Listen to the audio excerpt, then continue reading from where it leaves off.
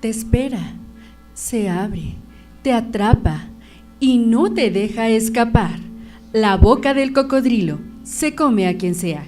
Cada semana, escúchanos en YouTube en Radio Hitch _ La Boca del Cocodrilo y quédate con nosotros. La boca del cocodrilo se come a quien sea.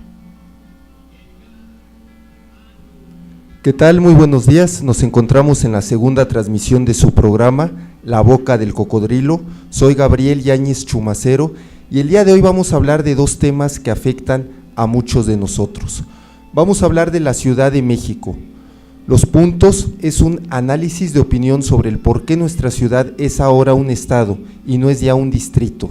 Desde luego, la constitución que tendrá nuestra ciudad a partir de febrero del próximo año, que por cierto tiene relación con los 100 años de nuestra Constitución Política de los Estados Unidos Mexicanos, promulgada en Querétaro el 5 de febrero de 1917.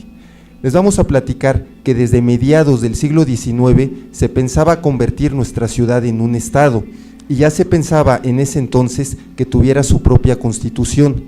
Vamos a hablar de la ciudad rosa, los taxis rosas, los camiones en color morado, donde los llaman Barneys, y a conocer desde luego la opinión de los integrantes de esta mesa. El día de hoy se encuentran aquí con nosotros Héctor López, Omar Lezama, Penélope Sánchez y un servidor, Gabriel Yáñez Chumacero. Desafortunadamente no ha podido asistir al programa Eric Bravo por compromisos, por eventos, pero esperemos que ya el próximo programa esté aquí con nosotros en esta mesa. ¿Qué tal? Muy buenos días. Hola, ¿qué tal? Muy buenos días por la mañana aquí en la capital de nuestro México, ra, ra, ra. Yo les doy una cordial bienvenida, mi nombre es Héctor y estoy aquí para hablar un poquito más de la Ciudad de México. Hola, ¿qué tal? Todos allí sentados, qué bueno que están con nosotros, disfrutando de la holgazanería cultural y bueno, arrancamos. Sí, también nos pueden escuchar en YouTube, en el canal El Cronista 100, que estén ahí al pendiente y hagan sus comentarios, es muy importante para nosotros. Y pues vamos a empezar a hablar de la Constitución, un tema de vital importancia que tiene que ver con la Constitución que va a tener nuestra ciudad en febrero del próximo año, con el motivo de los 100 años que celebra ya la Constitución Política que les habíamos mencionado. Les vamos a platicar de este tema, que es un tema que ha generado mucha controversia, y también les vamos a informar la diferencia entre lo que es ser un estado y un distrito. La senadora María de los Ángeles Moreno planteó en septiembre del año 2008 que en México ya había suficiente material, tanto del derecho y la política comparada como iniciativas presentadas en el Congreso de la Unión, para adecuar o mejorar el estatuto político constitucional de la capital de nuestro país. En otros espacios y documentos, por nuestra parte, hemos planteado y como resultado de un análisis de política comparada, que el mejor u óptimo diseño para la capital mexicana consistiría en erigirla en una ciudad-estado, a la manera de algunas ciudades alemanas y como se da en Buenos Aires, Argentina. Un cambio constitucional de esta envergadura sería una reforma de largo alcance o gran calado, pero que resolvería muchos de los problemas de gobernabilidad que hay en las relaciones entre las autoridades capitalinas y las nacionales. Es en abril de 2007 cuando ya venían planeando la idea de hacer una constitución para la ciudad y que desde luego la Ciudad de México dejara de ser un distrito federal y se convirtiera en un estado. Esto viene años atrás, si no es solamente que en el 2007 venía esta propuesta. Esto tiene que ver desde 1824, cuando México se independiza de España, que podemos hablar ya del México independiente oficialmente a partir de 1822. Y se da con ello la fase de la Constitución de 1824.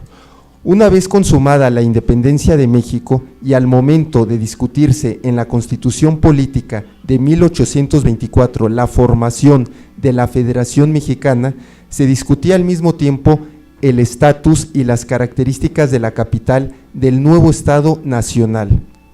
Pero este tema pareció haber tomado por sorpresa a una parte de los constituyentes, en tanto que en otros el tema estaba resuelto y no merecía mayor discusión, porque de facto se dejaron guiar por el hecho de que la Ciudad de México había sido la capital de la nación mexicana.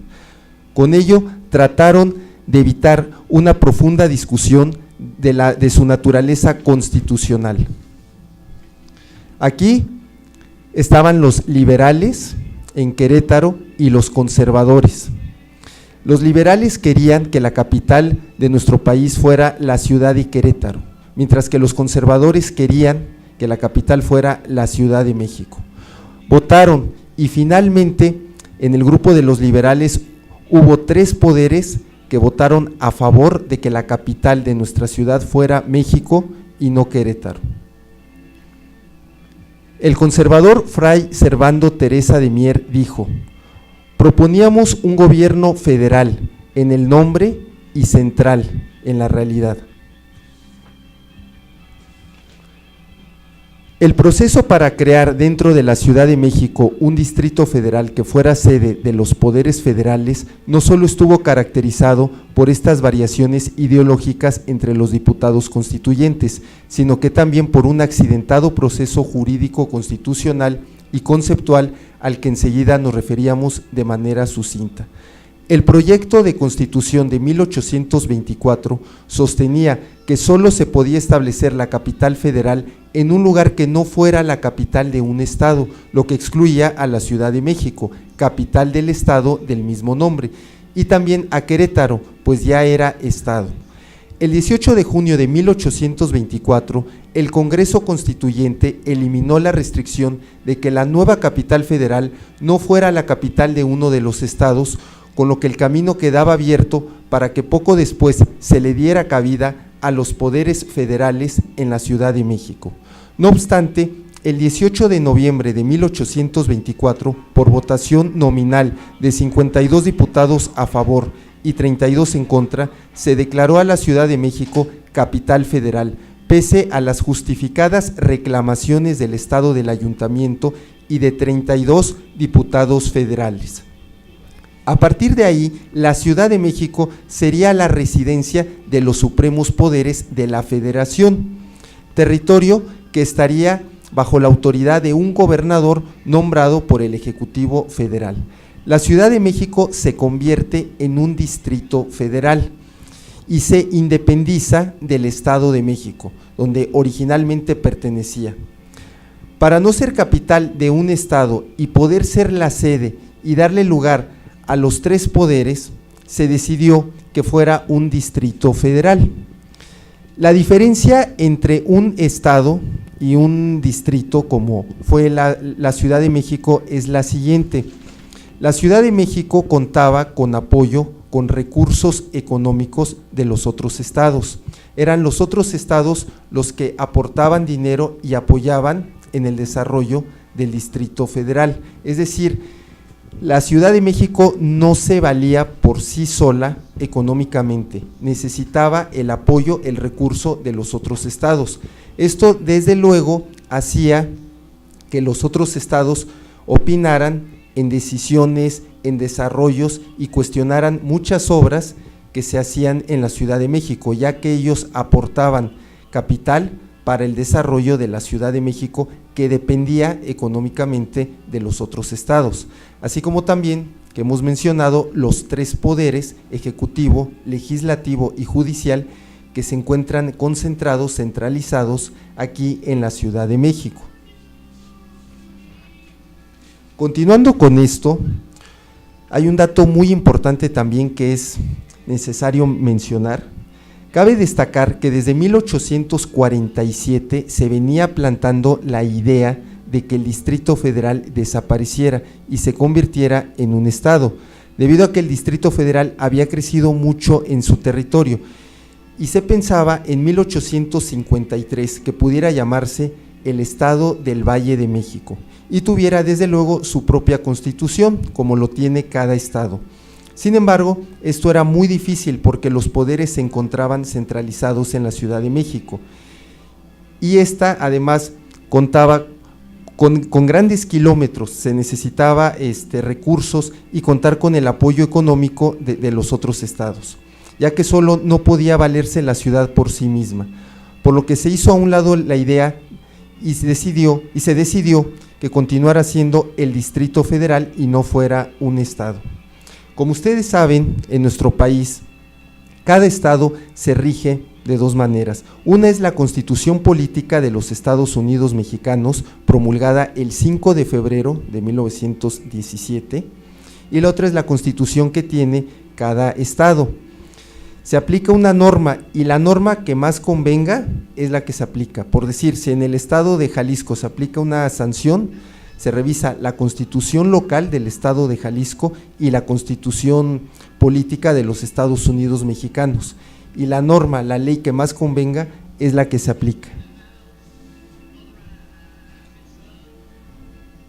En 1997 se decide que el gobierno del Distrito Federal se independizara del Ejecutivo. Para ello se convocaron a elecciones donde ganó el PRD con Cuauhtémoc Cárdenas y con ello el gobierno del Distrito Federal se independizaba. ¿Esto qué trajo como consecuencia? Que 10 años después se planteara la idea de que la Ciudad de México dejara de ser un distrito federal y se convirtiera en un estado y tuviera a la vez su propia constitución. Sin embargo, había grupos que estaban a favor y grupos que estaban en desacuerdo. Finalmente fue a finales del 2015 cuando se decide que la Ciudad de México deje de ser un distrito y se convierta en un estado. Y es oficialmente el 20 de enero de este año, del 2016, cuando la Ciudad de México deja de ser un distrito federal y se convierte en un estado, Estado Ciudad de México, donde de hecho se está pensando, se han hecho acuerdos, se han hecho reuniones de ver cómo nos van a llamar, si mexiqueños, si ciudadenses mexiquenses, pero no se sabe todavía. En ese evento, el 20 de enero del 2016, cuando oficialmente la Ciudad de México dejaba de ser Distrito Federal y era el Estado Ciudad de México, en ese evento estuvo desde luego el presidente de la República, Enrique Peña Nieto, y el jefe de gobierno, Miguel Ángel Mancera. Las delegaciones también se convirtieron ya en alcaldías, entonces, que son consideradas ya también como municipios. Esto, bueno, pues ha generado mucha polémica, hay personas que están a favor y personas que están en contra de esto. Así que bueno, vamos a hablar de este tema. ¿Quién quiere opinar sobre esto? Si la Ciudad de México es un estado, si es correcto o es mejor que fuera siendo un distrito federal. ¿Qué opinan ustedes? Bueno, de entrada el hecho de cambiarse el nombre debería llevar consigo una serie de cambios de fondo, de cuestiones actitudinales, de reformar lo que se ha venido haciendo durante tantos años. Pintar la ciudad de rosa no es hacer una ciudad mejor, ni dividir hombres de mujeres, o sea, lo que necesitamos es una educación de fondo.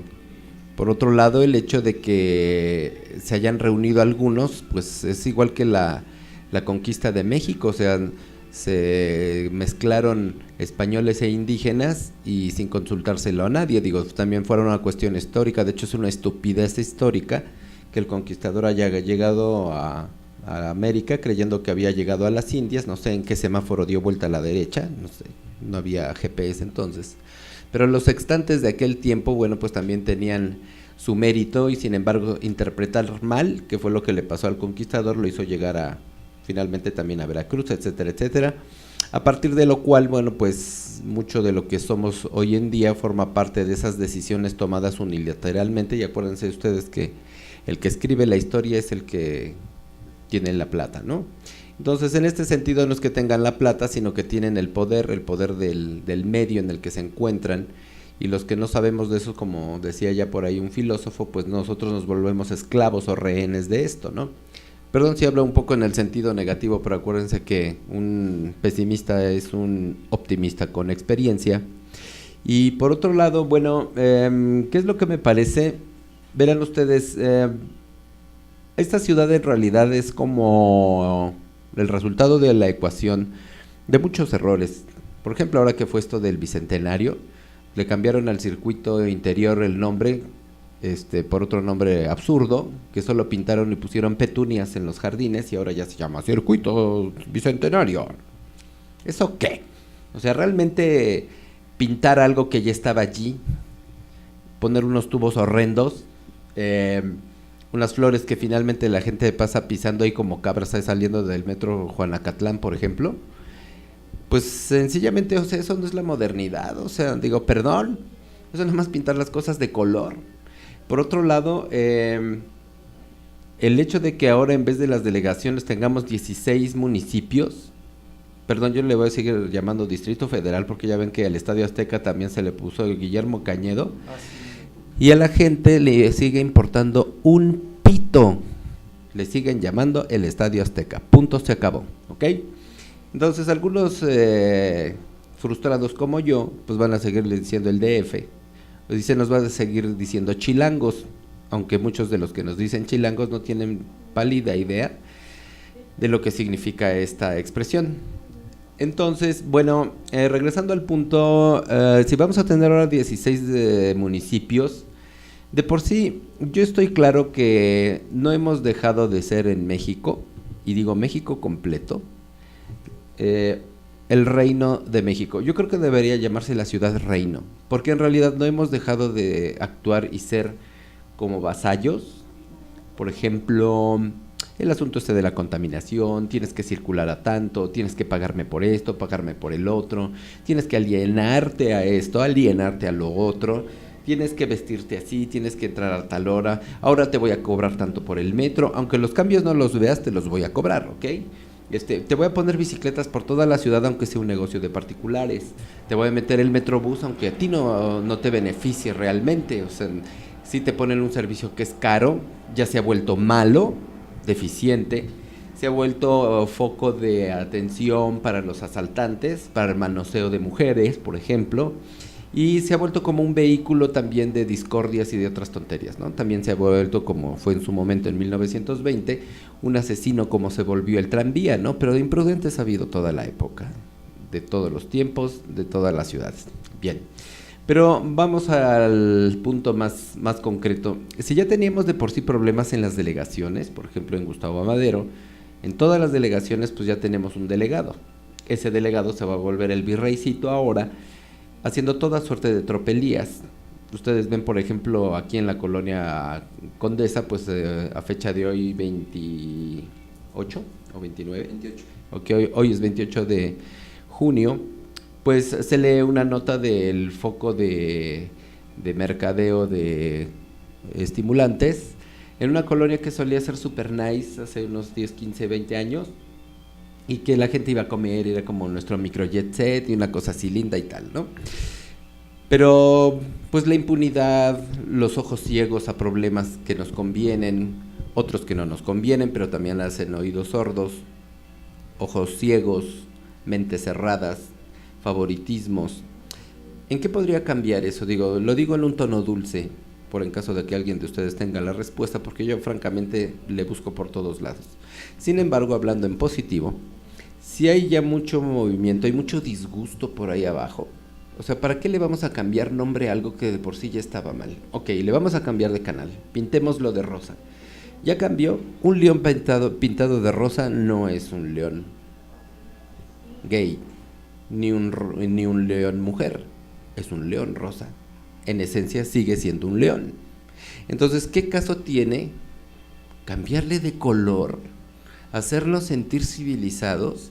Si tú que estás ahí sentado, te vas al parque, recoges la calabaza de tu perro, léanse las deyecciones, caquita, popó, mierda, como lo quieras llamar, la haces bolita en una bolsita y la dejas colgando en las protecciones de los jardines. Eso es cultura. Sí, también es cultura. Mala, pero es cultura. Las bolsitas no se hicieron para que dejaras la caquita de tu perrito en el parquecito. Es para que te la lleves a tu casa y la pongas en tu depósito de basura doméstico. O sea, ¿tú crees que los parques necesitan cerros de abono? En la propia Condesa y en Ámsterdam hay depósitos específicos para la calabaza del perro y están rebosando, o sea, no los recogen. Son unos focos de infección ahí, una porquería. Y bueno, al margen de eso, a lo que iba era que si hay personas, no sé, lo que usa llamarse ahora intelectuales, los artistas, no sé, ahí tienen a ¿cómo se llama? Héctor Bonilla, no sé, a ¿cómo está Luna, el de la película esta? Diego Luna, no sé, hay varios que ya se están haciendo un frente, pero lo curioso del caso de esto es que son frentes que son acciones sí positivas y sí con muy buenas intenciones, pero desafortunadamente no están, no nos hemos orquestado, o sea, ¿en qué se junta todo el mexicano para pugnar por una causa común? No sé, vestirnos de blanco en contra de la violencia, ponernos una gorra con orejas, ¿no? Por ejemplo, ahora el problema de los maestros, ¿no? Que es un problema nacional, es un problema gravísimo, o sea, realmente los que van en sus autos y se enojan que porque bloquean, o sea, ponte a ver que realmente lo que sucede ahorita con la educación a todos los niveles, ¿cómo es posible que ahora hagan pasar a los estudiantes de un nivel a otro? O sea, no debe haber reprobados. ¿En qué se van a convertir? ¿En carne de cañón? O sea, ¿para qué va a servir un analfabeta? Para que estén, no sé, por ejemplo, digo, con el debido respeto y las honrosas excepciones, por ejemplo, en nuestras cámaras de diputados, ¿saben la cantidad de diputados que no tienen un título realmente, un título profesional? ¿Cuántos de ellos están actualizados? ¿Cuántos de ellos tienen una maestría? Y a merced de ellos y sus decisiones y sus criterios, entrecomillado mío, es que se rige esta ciudad. O sea, realmente necesitamos tantas personas para cometer errores nacionales de esa envergadura. O sea, para mí le pueden seguir llamando la ciudad del Cocol o Chilangolandia. Yo preferiría decir Chilangolandio, ¿no? La verdad, porque digo, para llamarte pomposamente mexiquense o pomposamente señor Calabaza, ¿no? O como sea que quieran llamarle, pues eso no te va a cambiar en nada como no haya un trasfondo, una verdadera conciencia de lo que significa ser de la Ciudad de México o de el México Distrito Federal. Chava Flores ya le cantaba mucho a la Ciudad de México, a México Distrito Federal, una canción muy bonita que digo, espero que los derechos de autor nos permita reproducir porque es aleccionador. Quítenle ustedes el año que fue esto, más 40, 50 y no ha cambiado nada. ¿Cómo va la canción más o menos, te acuerdas? Era Sábado Distrito Federal. Sábado Distrito Federal. Sábado Distrito Federal. Eso es todo. Ahora, bueno, hay que ver, miren, una ciudad grande o una gran ciudad, porque todo esto de lo que estaba hablando Omar tiene mucha razón. Son problemas de una ciudad grande, la popó excesiva, los comportamientos animales que tenemos los citadinos. Somos una ciudad grande. En realidad tenemos mucho trabajo, muchas cosas que hacer, pero ¿quién va a hacer el trabajo? ¿Quién va a decir yo me fleto? ¿Quién va a decir yo hago tal o cual cosa? Yo me ensucio las manos, yo me ensucio los zapatos, porque para ese trabajo que hay que hacer hay que trabajar intelectualmente, físicamente, en todos los sentidos que haya que trabajar. ¿Quién va a decir, aparte del trabajo que yo desempeño para ganarme la vida, voy a trabajar 10 minutos al día y voy a hacer algo por mi ciudad? ¿Quién dice yo? ¿Quién dice yo levanto la mano? Yo voy a barrer un espacio que no me correspondía barrer. ¿Quién va a recoger una basura del pasillo del metro cuando va pasando? ¿Quién va a hacer ese trabajo? Mucho de lo que sucede depende de nosotros mismos. y pues vivimos en donde merecemos. Bueno, estamos hablando de una metrópoli. ¿Por qué? Porque es un conjunto de ciudades que nos están bombardeando, ¿no? Estados Unidos siempre se ha manejado por estados, por distritos que se han ido evolucionando, y por ello ha sacado sus complejos de todo lo que es una ciudad, ¿no? Yo lo que quiero opinar es que, no sé si se acuerdan ustedes, cuando éramos chicos a nosotros nos decían Estados Unidos mexicanos. ¿Sí se acuerdan? Sí, claro, Sí. sigue siéndolo. Sí, que es de hecho el nombre oficial de nuestro país es Estados Unidos Mexicanos. Y ahorita lo quieren llamar simplemente México. ¿Por qué esa redundancia de irse bajando de nivel, o la cultura que nos han depositado nuestros gobernadores, ¿no? Sí, porque esto ha generado mucha polémica. Hay un dato, de hecho, que dice Omar, que tienes mucha razón, Omar. El Estadio Azteca, que de repente, me parece que fue en abril de 1997, le ponen el Estadio Guillermo Cañedo y no funcionó.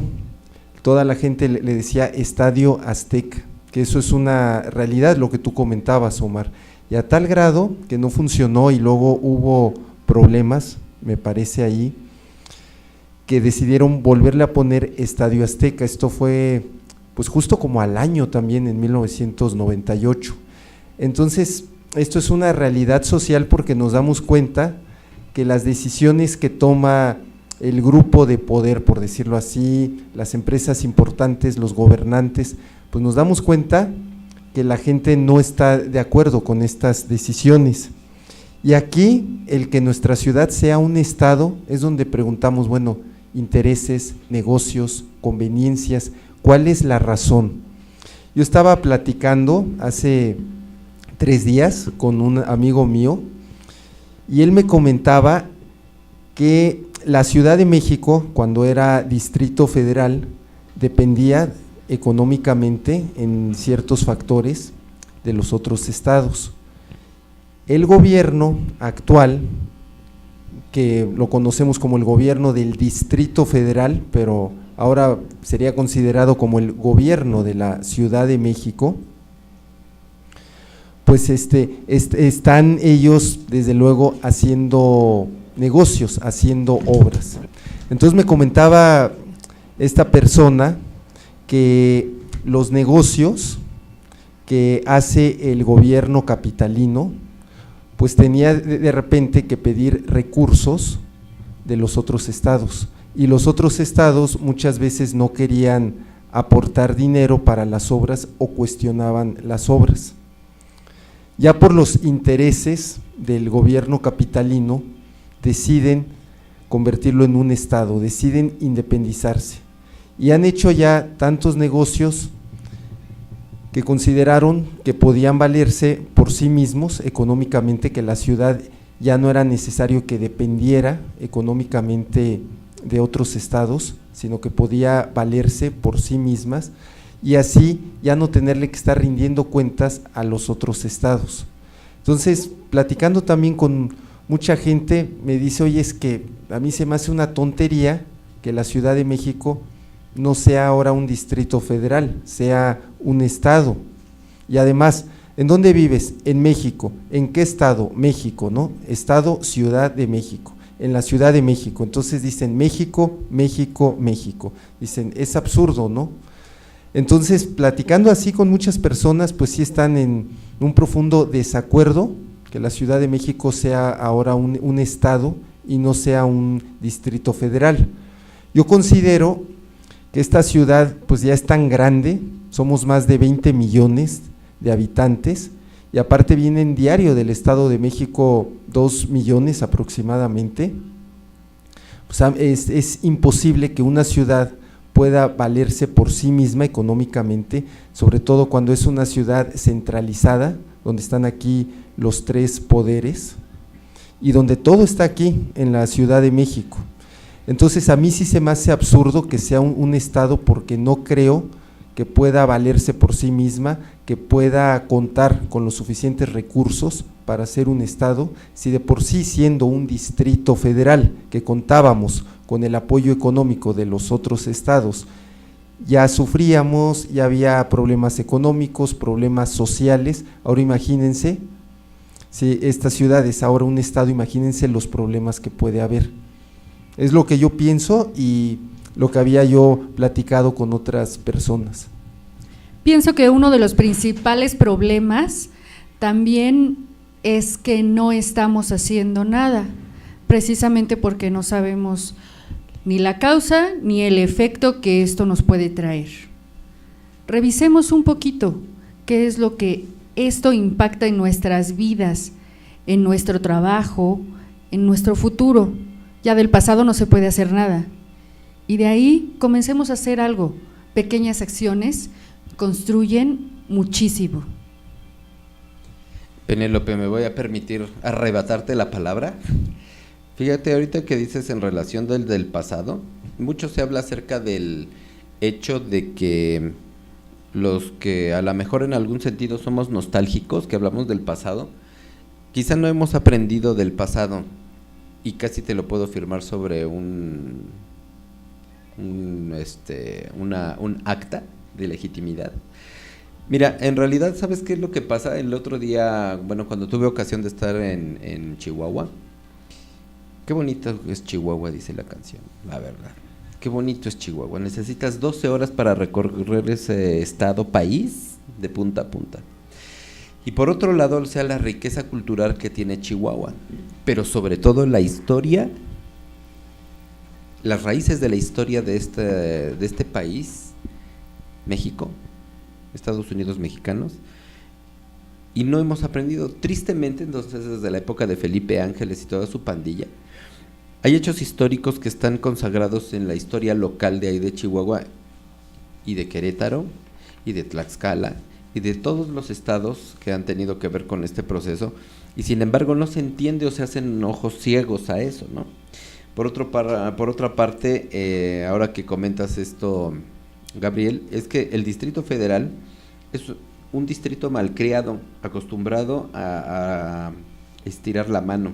¿Qué produce el Distrito Federal realmente, no? Además de turismo de todos tipos, desde el cultural, o sea, toda la oferta cultural del Distrito Federal, por fortuna o por desgracia, es de las más importantes, no solo en México, sino a nivel Latinoamérica e Iberoamérica, con sus características, por supuesto.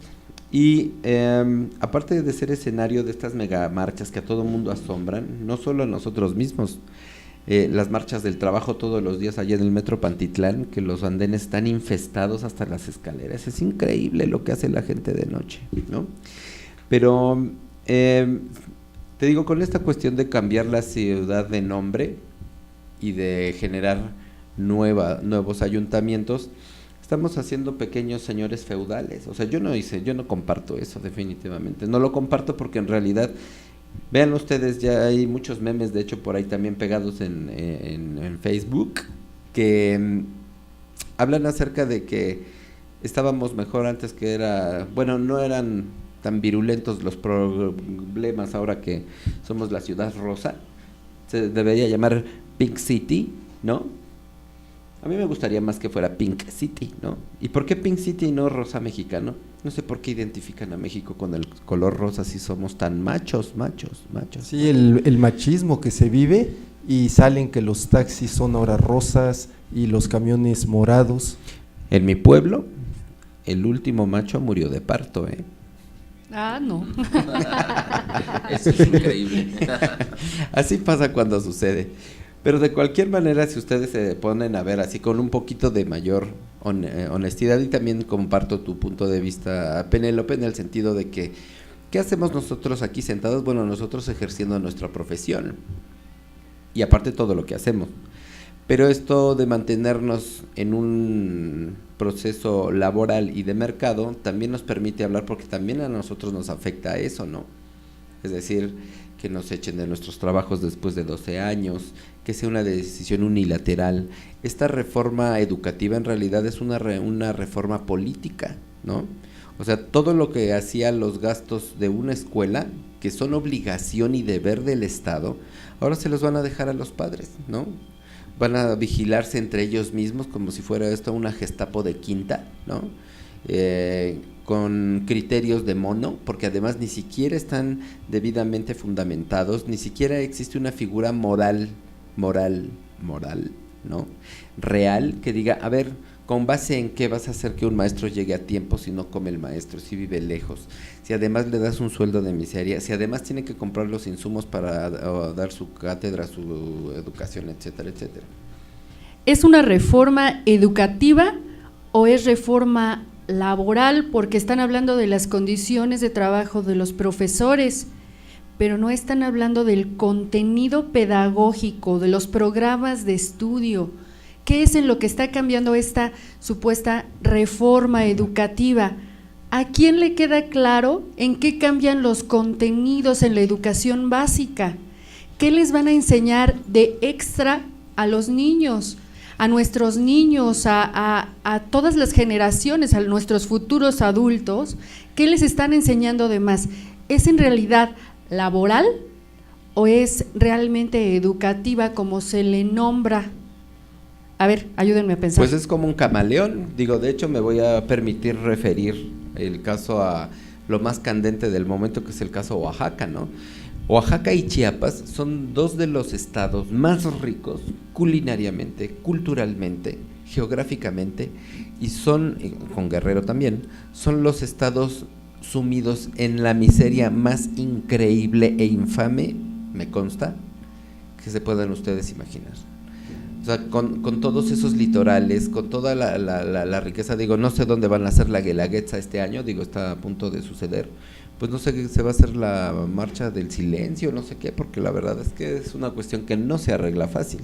No, y aparte, o sea, todo la industria que se está manejando allí en Oaxaca, Chiapas, y todo lo onerante que no se está haciendo, se está deteniendo por lo mismo, ¿no? El aspecto turístico que no se está dando por los maestros que están haciendo sus paros, están cometiendo diferentes actos, ¿no? Para que todo lo que es el aeropuerto se detenga. A ver, Gabriel, ¿qué opinas? Vivo aventamos a Tlacuache y vivo lo queremos de vuelta. Sí, este tema que estuvimos también hablando hace rato de la Ciudad de México nos lleva también al otro tema que tenemos, que estamos aquí mencionando, el tema de Oaxaca, el tema de los maestros, un tema que ha generado controversia, que ha afectado a mucha gente. Vamos a conocer también la opinión de los integrantes de esta mesa para saber qué es lo que pasa, qué ocurre con esto de Oaxaca. Y esto no es un tema, no es una situación que se pueda tomar como algo light. Esto viene ya desde hace muchos años, propiamente viene desde el 1 de diciembre de 1986, nomás para que vean ya la cantidad de años que pasó. Y esto empezó cuando la gobernatura de Eladio Ramírez López, la cual inicia en esa fecha que les mencionaba, deciden los maestros de Oaxaca en un convenio firmar a nivel nacional una carta donde se expone que el estado de Oaxaca iba a ser el único estado que no aceptaría la intervención del gobierno federal. Por tanto, tampoco estaría aceptando la intervención de la Secretaría de Educación Pública para llevar a cabo sus mecanismos educativos, sino que quedaría a manos de la CNTE y prácticamente de la sección 22. Así fue como decidieron ellos hacerlo. Ahora, ¿qué es la CNTE? Bueno, es la Coordinadora Nacional de Trabajadores de la Educación. Aquí empezó el conflicto y esto ocurrió ya en un problema mucho más grande el 14 de junio del 2006, bajo órdenes del gobernador Ulises Ruiz Ortiz, intentando cumplir un compromiso de campaña de no permitir manifestaciones en el centro histórico y tras varios reclamos de comerciantes afectados de la zona, ordenó a cientos de policías desalojar a los maestros con gases lacrimógenos y balas de goma.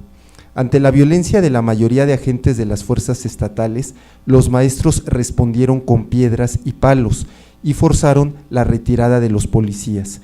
Este intento de desalojo desató una ola de protestas dentro y fuera del estado de Oaxaca en contra del uso de la fuerza pública para callar manifestaciones sociales. El 15 de junio las autoridades oaxaqueñas liberan a los 11 maestros detenidos. Se crea una comisión tras un acuerdo surgido en una mesa de diálogo entre autoridades federales y locales en Oaxaca. Los maestros pidieron la dimisión del gobernador Ulises Ruiz Ortiz por promover el desalojo violento de los maestros, que realizaron un plantón en la plaza de la ciudad de Oaxaca. Ante los problemas se intentó negociar con los maestros en una comisión de negociación formada por el pintor Francisco Toledo, el obispo Tehuantepec Arturo Lona Reyes y el sacerdote Francisco Mayren Peláez. La comisión fracasó y se disolvió ante la falta de acuerdos. Los maestros, después del intento de dispersión, radicalizaron su movimiento e incluyeron ahora en sus demandas la renuncia del gobernador de Oaxaca. Según este grupo, de la mala gestión del gobierno y su falta de tacto político, el descontento entre la población aumentó y al movimiento magisterial se sumaron diversas organizaciones sociales, políticas y populares que en conjunto formaron la APO, Asamblea Popular de los Pueblos de Oaxaca, y cuyo objetivo primordial fue la destitución del gobernador Ulises Ruiz Ortiz. La APO ha encabezado marchas, ha tomado varias oficinas de gobierno, vehículos oficiales, propiedad del gobierno del estado, estaciones de radio estatales y privadas e incluso ha tomado temporalmente carreteras. En un intento por detestar la situación, se destituyó al secretario general de gobierno del estado de Oaxaca, Jorge Franco Vargas, colocando en su lugar a Eliodoro Díaz Escárraga. La APO denunció una nueva incursión del ejército en la Sierra Norte de Oaxaca. En este conflicto siempre estuvo presente el apoyo de periodistas como Verónica Villalbazo y Manuel Galindo.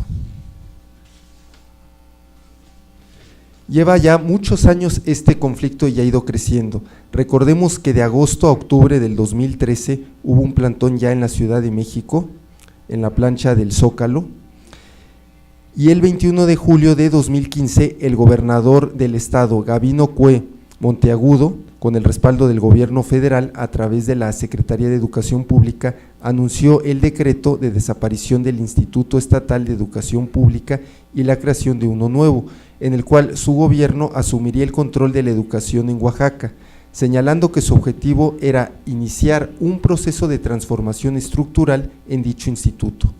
Aunque este tendría la misma denominación, Instituto Estatal de Educación Pública de Oaxaca, de esta manera el control interno del citado instituto, que yacía desde hace mucho tiempo bajo el dominio de la Coordinadora Nacional de Trabajadores de la Educación, CNTE, les fue arrebatado a los maestros que fungían como directivos de diversas áreas de dicho instituto, y estos mismos fueron relevados de sus cargos y regresaron a las aulas a impartir clases. El arribo de elementos de la Policía Federal Preventiva y de la Gendarmería al estado de Oaxaca, particularmente a la ciudad de Oaxaca de Juárez, ha evitado que los integrantes de la CNTE recuperen el control del nuevo IEPO, por lo que a partir de entonces las protestas y bloqueos han sido menos recurrentes, sobre todo por la amenaza del gobierno federal de aplicar los descuentos respectivos a la nómina de los maestros que falten a sus labores, descuentos que ya han sido aplicados en 2 ocasiones a la fecha. El 24 de agosto de 2015, de manera oficial, inició sin contratiempos el ciclo escolar 2015-2016 en el estado de Oaxaca, después de varias décadas en que por presiones de la CNTE se retrasaba dicho inicio, perjudicando a la niñez oaxaqueña. Bien, pero perdón, yo sigo en mi trincherita de ¿cómo le llaman? De vinagrillo, de agrio. Verán, porque hay algo que me llama mucho la atención, porque verán, hay cierto tipo de connacionales que, por ejemplo, digo, me parece muy mala onda lo ocurrido ahora en el bar de Orlando, y pusieron ahí sus banderitas arcoíris, yo soy Orlando, ¿no? Y la otra, no sé, cuando pasó el año pasado, este año, las bombas de Francia, je suis français, y todos pusieron sus colores de la bandera francesa ahí en sus Facebooks. Pero pues aquí cuando ocurre esto en Oaxaca o en Chiapas, todas estas matanzas infamísimas, pues nadie pone sus banderitas, o yo soy mazateco, o yo soy oaxaqueño, yo soy chiapaneco, ¿no? Lo único que se le aplaude a Oaxaca, pues es el mezcalito, bendito sea, y las tlayudas, ¿no? La machaca, ¿no? La machaca es del norte, el tasajo, ¿no? Sí. El tasajo y el mole, riquísimo, ¿no? Oaxaqueño. Pero de ahí en fuera, o sea, ¿quién se pone la camiseta por los demás? La verdad es que esto es un cuento ya muy viejo y muy manoseado de que, pues cuando venían por el obrero, yo no era obrero, así que no me importó. Cuando vinieron por el maestro, yo no era maestro, por eso no me importó. Ahora vienen por mí, pero ya es demasiado tarde. Y así pasa, ¿no? Esta historia se cuenta muchas veces y sin embargo somos como, no sé, como inconscientes, como si estuviéramos bajo un estado letárgico permanente, en donde parece que lo que le pasa al otro solo le pasa a él por tonto, por indio, por feo, por chaparro, por tonto otra vez, por yo qué sé, ¿no? Entonces, desde el simple hecho de llamarle indio, es un error porque en realidad no es un indio, no sean indios, es un indígena, es un mexicano. La importancia de defender, por ejemplo, personas como el caso Oaxaca específicamente, vean ustedes todos los oaxaqueños que le han dado gloria a este país. Les guste o no, Porfirio Díaz le dio nombre a este país, notoriedad internacional. ¿Qué otros oaxaqueños somos capaces de citar? Por ejemplo, Benito Juárez. ¿Cuántos músicos importantes no hay en Oaxaca? Los niños en Oaxaca hacen bandas verdaderamente extraordinarias de música de banda de pueblo. ¿Dónde está en realidad la identidad de un país si no en sus pueblos indígenas? O sea, ¿de dónde se pueden explicar? Ustedes ahí sentaditos en su coche, donde sea que nos hagan el favor de escucharnos, ¿de dónde creen que vienen? ¿De dónde es su mamá? ¿Qué sangre corre en las venas de su madre, las de ustedes, las de sus hijos? O sea, ¿cara de qué tienen? ¿Parecen mexicanos realmente? ¿Qué es ser mexicano en el año 2016 a partir de que se pintó de rosita y ahora somos CDMX, ¿no? Que ahora ya se oye muy padre, es muy nice, ¿no? Yo no sé después de qué color le van a poner a la ciudad, ¿no? De ahí que se ponen ustedes a ver que lo importante de esto es que el Distrito Federal caiga en lo mismo, o sea, ¿qué es lo que produce esta ciudad? O sea, la cultura y todo eso son puntos de convergencia en esta ciudad, es decir, ¿qué producimos aquí? ¿Algodón? ¿Playas? ¿Maíz? O sea, ¿se come la cultura? Sí ayuda, por supuesto, pero ¿cómo te mantiene viva la cultura? Hay mucha gente que tenemos una cantidad extraordinaria. Vean ustedes la revista esta que permite emplear el tiempo libre y que además, ¿a cuántos eventos vamos al mes? ¿Cuántos de ustedes se han ido a la Cineteca? A las semanas a las muestras, yo qué sé. ¿Cuántos se han ido a verla ahí en Madero? Al Palacio de Iturbide a ver una exposición de textiles extraordinaria, por cierto. No tenemos que ir tan lejos, o sea, primero hay que conocer lo que somos nosotros, no lo que hacemos, de dónde venimos. Por eso es importante no rescatar, sino evitar que se muera el agro mexicano. O sea, ¿qué vamos a comer? Nuestras bicicletas Ecobici, que además son una franquicia internacional. O sea, hubo muchas protestas cuando pasó eso. ¿Por qué no le dieron a los chavos de aquí, a las constructoras nacionales Benoto? O sea, el Metrobús también es otra franquicia. O sea, el tren suburbano es otra franquicia. O sea, ¿tú crees que esta se la dieron a Juan Pérez y su familia? Ahí donde está enfrente, por cierto, la estación del tren, donde está una tienda comercial, ese lugar iba a ser para los trabajadores ferrocarrileros. La historia cuenta que de un día para otro se cerró eso y de repente se estableció una tienda comercial de las dimensiones que la ven ahí. ¿Quién vendió eso si era de los ferrocarrileros? El propio ferrocarril de pasajeros en México ha desaparecido. El Chepe, me permito hacer el anuncio, es de los pocos reductos que quedan ahí, y todo lo que hace a la carga a nivel nacional, digo, la institución en que se ha convertido la bestia, por supuesto, eso también nos ha dado notoriedad, ¿no? Pero yo creo que mucho de esto, y es responsabilidad nuestra, es dejar de regatearle a la señora del mercado que viene con su ropa tradicional y dejarla de menospreciar, porque de ella sí podemos hablar de un pasado, de muchos de nosotros ya no. Ahora bien, ¿qué significa en el 2016 ser de Chiapas? ¿Qué significa ser de Oaxaca? En esta ciudad rosa, con tanto glamour, donde se hacen valer los derechos de las mujeres, los niños y la diversidad sexual. ¿Y qué pasa con Chiapas? ¿Qué pasa con ser con ciertas características físicas o hablar de alguna forma? ¿Qué pasa con hablar un dialecto? ¿Qué pasa con esas personas? Estamos hablando del respeto y utilizamos como ofensa o en un lenguaje despectivo, está oaxaqueño, ay, está, como decía Omar hace rato, está bien indio, que aparte no es correcto. ¿Qué estamos haciendo en este 2016? Es una pregunta nada más. ¿Qué es lo que estamos haciendo? ¿Qué estoy haciendo yo? ¿Qué estás haciendo tú? Ahí donde estás. ¿Cómo estás viendo las cosas? ¿Y qué estás haciendo para cambiar tu propia realidad? Hoy, 2016. Tenemos varios aspectos que nos están refiriendo aquí mis compañeros.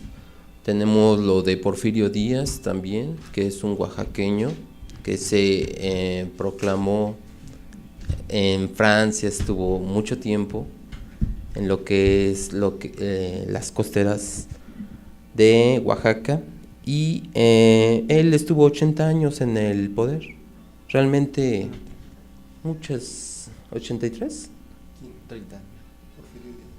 no, tenía 80 años cuando salió del poder, perdón. Sí, Porfirio Díaz estuvo de 1876 a 1910. ¿Sí? Ah, sí. Fueron 34 años en el poder. Años, sí. Pero cuando salió del poder tenía 80 años de edad, una persona que ya estaba totalmente aislada de lo que era el gobierno, todo lo que era. Bueno, pero si me permites patear esa opción, acuérdate que Fidel Velázquez también era The Big Dinosaur, digo, el gran dinosaurio, la gran remora, que pues tú sabes cómo era una conveniencia maravillosa tener a una persona como él, que digo, ya sus últimas reuniones de los lunes era balbucear algo que tenía ahí un traductor que decía, bueno, y eso ha dicho el líder nato. El líder, ¿cómo se llama? El laboral, ¿no?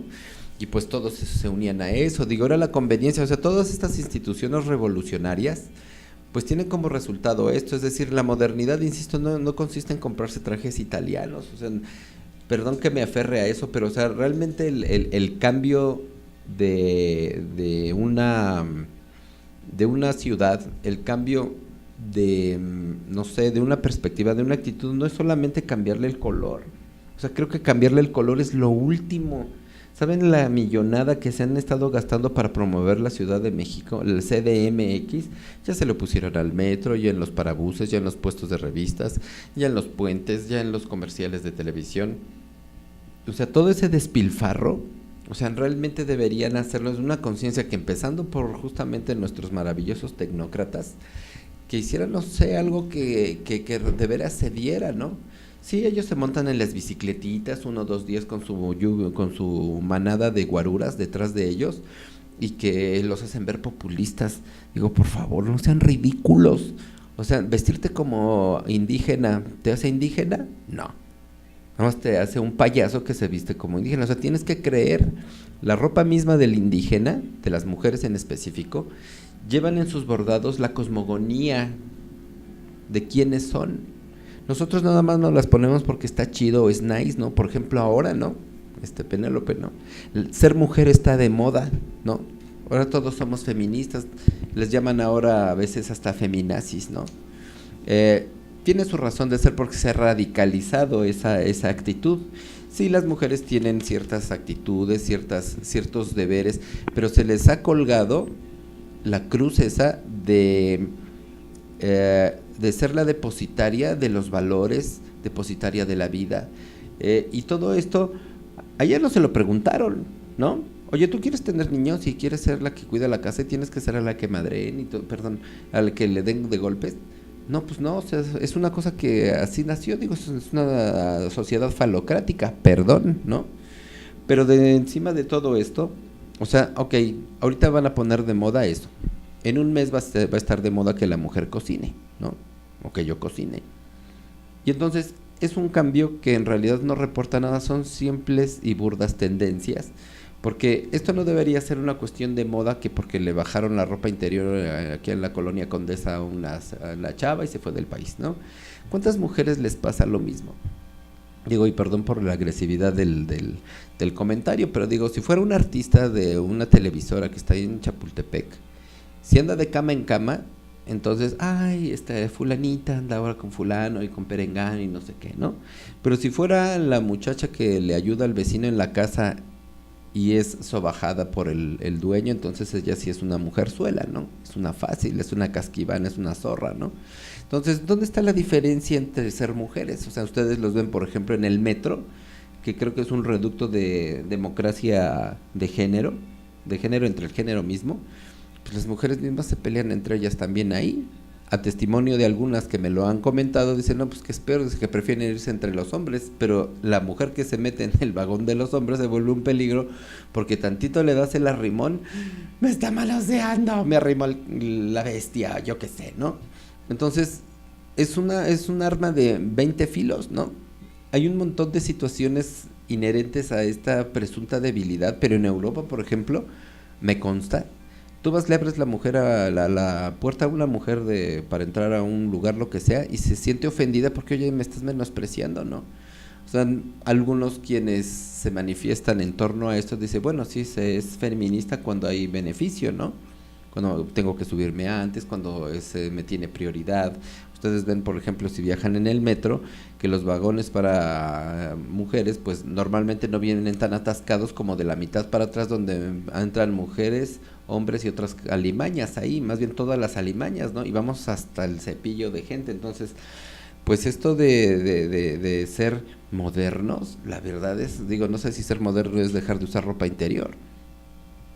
Es discriminación a conveniencia, y como decía un personaje muy valioso en nuestro país, oaxaqueño, por cierto, curiosamente, el respeto al derecho ajeno es la paz, y yo podría complementar también la conservación de los dientes. Sí, y esto que estamos viviendo pues es una realidad social, el problema con los maestros, porque los niños de Oaxaca se atrasan. Si comparamos la educación de un niño de Oaxaca con un niño de Alemania, pues es muy superior la educación de un niño de Alemania, es otra formación, y a veces es donde yo pregunto, bueno, ¿cómo vamos a poner a nuestros hijos el día de mañana en manos de estos profesores? Es importante que nuestros hijos estén siempre en manos de un buen profesor, y es muy importante que los maestros deben ser evaluados. Resulta que las plazas se pueden heredar allá en Oaxaca. Entonces, yo desde mi punto de vista, lo que piden los profesores de Oaxaca, pues yo no estoy de acuerdo. Sí deben de ser evaluados, sí deben de ser calificados, y las plazas no se deben de heredar. Entonces, este es un problema más, un conflicto social más en nuestro país, y es donde yo me pregunto, ¿a dónde vamos a ir a parar? Si nos comparamos con otros países como Alemania, como Japón, vemos que los estudiantes de esos países se están formando, se están preparando, y es muy triste ver cómo los niños de Oaxaca de repente 1 mes, 2 meses, 3 meses sin ir a la escuela. Entonces aquí sí debemos de hacer conciencia, y todos estos problemas que pasan, más los problemas que faltan, que van a ir surgiendo, han afectado mucho a nuestro país. Fíjate ahí, en relación a esto de que hablas de la educación, mira, Para empezar, en Japón, en las escuelas no hay quien limpie. Los niños mismos son los que limpian porque es parte de su formación como personas. No son criados ni sirvientas ni esclavos de nadie. Forma parte de su, ahora sí que permítaseme el pleonasmo, la cacofonía, forma parte de ser una persona integral.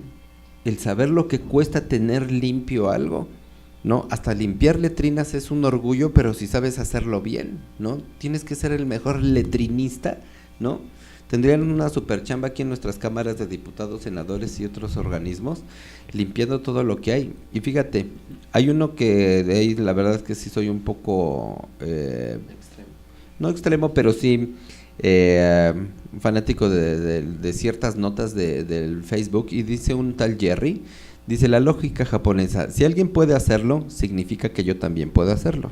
Si nadie puede hacerlo, significa que debo ser el primero. Pero la lógica latina funciona así: si alguien puede hacerlo, que lo haga él. Si nadie puede hacerlo, ¿por qué tengo que hacerlo yo? Mucho de lo que nos pasa es por cuestión de actitud, el valemadrismo. Nosotros estamos acostumbrados a que un día llegamos a un lugar y nos dicen: ¿en qué podemos servirle? No, no me va a servir, ¿en qué me puede ayudar? O sea, comenzando desde allí, ya tenemos un problema atávico que no nos deja. Entonces, es algo, nosotros tenemos miedos aprendidos, y mucho de esto me voy a permitir pasarles totalmente gratis una notita que me encontré también, que habla en relación a algo que creo que nos pasa a nivel nacional, y es un concepto que se llama indefensión aprendida, y dice a la letra 2 puntos, y aparte, el concepto de indefensión aprendida fue desarrollado por un equipo liderado por el psicólogo estadounidense Martin Seligman en el año de 1975.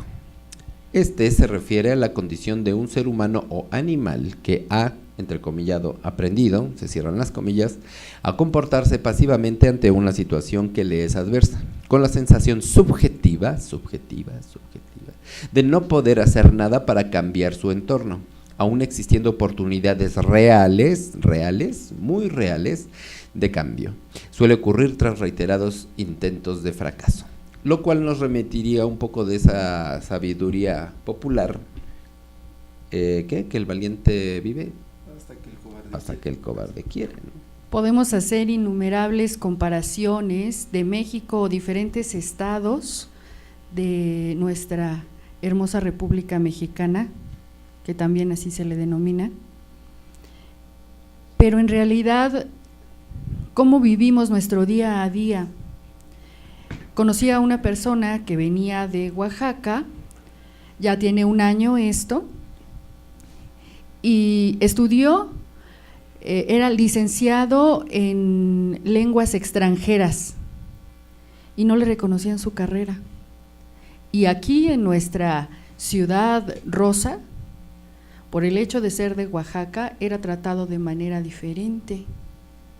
En los empleos a donde se presentaba, era tratado de manera diferente a los demás entrevistados. Y me tocó verlo por desgracia. ¿De qué estamos hablando cuando nos enfrentamos a una realidad? Cuando hay comunidades en donde no tienen una llave de agua potable, en donde no pueden abrir la llave y disponer de una cubeta con agua, simplemente eso. Olvídate de bañarte en regadera, olvídate del alimento, y no hablemos de la educación. ¿De qué estamos hablando si no tenemos lo básico? Donde hay desabasto de comida, ya se había hablado de eso, donde hay una pobreza extrema, donde niños mueren de hambre. ¿De qué estamos hablando? Donde pagan salarios de 40 pesos al día, en algunas zonas en México, en el sentido de que, ¿cómo podríamos compararnos con Japón? ¿Cómo podríamos compararnos con la Ciudad de México, con la mismísima ciudad, si hay mucha gente que está buscando una oportunidad? Y después de que sus hijos comienzan a llorar de hambre, comienzan a llorar de frío, o se mueren por alguna enfermedad que no pueden curarles, porque no hay medicinas, la medicina básica. ¿A dónde van estas personas? ¿Cómo queremos que piensen? ¿O cómo yo pensaría si mis hijos de repente se enfermaran y no hubiera ni siquiera el medicamento, si no tuviera que darles de comer o agua potable para poder beber? ¿Qué haría yo? ¿Qué harías tú si vivieras esta situación? ¿Cómo reaccionarías? Ahí les dejo la pregunta, podemos pensarla. La respuesta más bien sería un poco, ¿no? Y mi situación al respecto es, bueno, yo que he hecho hoy, bueno, pues hoy usé el transporte público, ¿no? Lo utilizo porque es complicada la zona donde nos encontramos, un poco evitar también un poco de estrés, digo, llegar tranquilos aquí a hablar con ustedes, un poco con la cabeza fresca, pero bueno, también te enfrentas a otras situaciones de tipo peatonal. Sí, y desafortunadamente México, pues cada vez vamos peor como país y estamos perdiendo más apoyo, ¿no? Por ejemplo, lo del Seguro Social, lo del ISSSTE, lo habíamos comentado también. Entonces el gobierno, en lugar de invertir dinero en obras o en otras cosas que hace, debería de mejor invertir en educación, en apoyar a las personas enfermas, en apoyar más a los discapacitados, en apoyar a las madres solteras y no estar, vamos a invertir este dinero en una obra, vamos a lucirnos en esto, y es ahí donde el país, en lugar de que vayamos nosotros progresando, vamos cada vez empeorando, y de repente vemos países que estaban peor que nosotros y ya nos rebasaron. Y fíjate un poco, nada más me permito tomar este punto específico. Cuando era digo porque ahorita ya no lo es, hicieron una campaña en favor de las personas que usaban sillas de ruedas, les llaman con capacidades diferentes y vulgarmente se les conoce como discapacitados, ¿no? Ya hay taxis para eso, autobuses para eso, rampas donde tú trabajas que hay para eso, en el metro hay rampas para eso. Y mi pregunta es, en el gobierno del Distrito Federal, en el gobierno federal, en las cámaras de diputados, en todas las cámaras, en todos los organismos públicos, mi pregunta es, ¿a cuántos empleados tienen en sillas de ruedas o con muletas o con una diferencia social de ese tipo? Por ejemplo, en el aeropuerto sí he visto que hay que los que te revisan el pasaporte están en sillas de ruedas los 3, o los 4, o los 2, pero son en silla de ruedas, ¿no? Pero de ahí en fuera, en la universidad misma, yo no he visto personas que como una reglamentación tenga que haber, así como tiene que haber un porcentaje obligatorio de mujeres, por ejemplo, en los comités vecinales, que tenga que haber obligatoriamente un porcentaje de personas en sillas de ruedas o que con capacidades diferentes. Yo no veo que se reglamente eso, o sea, se hizo un gasto nacional y privado para rampas por todos lados que nadie utiliza, y unas rampas que están a 45 grados que ni siquiera Rambo podría subirlas con esos brazotes que tiene. Sí, vemos en los centros comerciales que hay un poco de rampas para las señalizaciones, pero realmente no sirven de mucho, ya que todo mundo se estaciona ahí, hace diferentes cosas que no deberían de hacer, se ponen en lugares que no deben de utilizar, puesto que son exclusivos para este tipo de personas, ¿verdad? Penélope. Pues, ¿qué le vamos a hacer? Hay una serie de injusticias y pues lo que tenemos que hacer, más bien nosotros, es poner nuestro granito de arena y hacer lo que nos toca. Bueno, pues desafortunadamente el tiempo se nos ha terminado. ¿Alguien que quiera decir algo de estos temas que estuvimos hablando a manera de conclusión?